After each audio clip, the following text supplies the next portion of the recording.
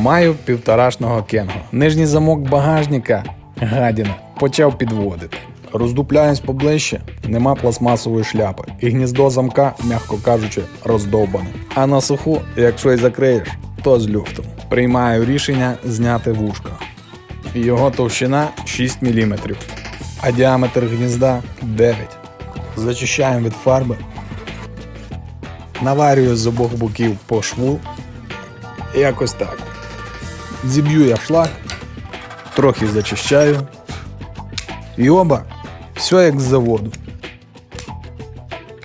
Вертаю все, де взяв. Дивимося, що в нас вийшло. Як на мене, все працює краще, ніж було до того.